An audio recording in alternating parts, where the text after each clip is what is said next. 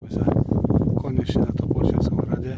Išli sme z Podhradia, to je dedinka pri Beskove. 5 aj prišli, že oni sme tu šlapali. Cez výstup na Pánsku Javorinu. To 15 km, ešte 13 nás čaká ku autu. To je obrovský hrad, teraz ho renovujú.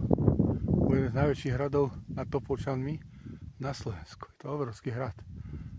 Je to ľahký prísud dedinky Podhradie. Krásne to renovujú toto tu. Je to turistická partia, tu Peťo Šuška, Janko Rana, Števko Kus, Peťo Čerchán.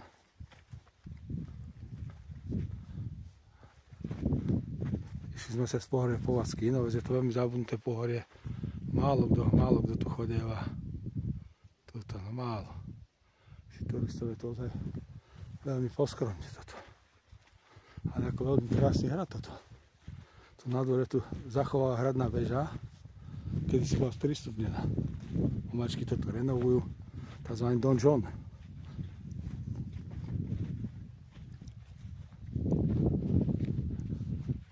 Je to ozaj nádherné. Čo som tu 20 rokov dozadu, tak sa to veľmi zmenilo. Bola to pustá ruina, v ktorej takéto mostíky tu robili. Tuto. Takže dole vidíme mestečko Topolčany cez túto bránu. Ozaj veľmi nádherné toto.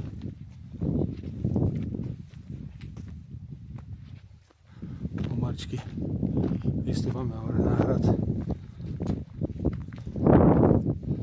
Sa to tu neplatí, je to zadarmo.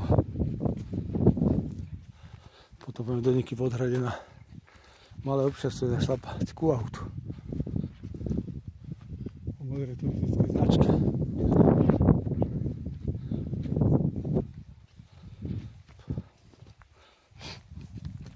Dneska veľmi namáhavá, ťažká túra. A dlhá.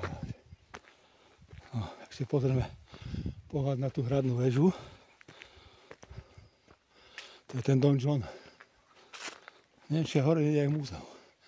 Okná sú porobené hore. Veľmi nádherné. Tieto pohľady. To je nádherné. Celá prehľadka hradu trvá asi pol hodinky. Toto je tá väža. To je jediná unikátna väža v takomto štýle na Slovensku. To nikde nie je. Tu v tom kopci je čierna lehota a nová lehota. A odtiaľ sa je na Bezovec a na hrad Tematín. Krásne pohľady sú to.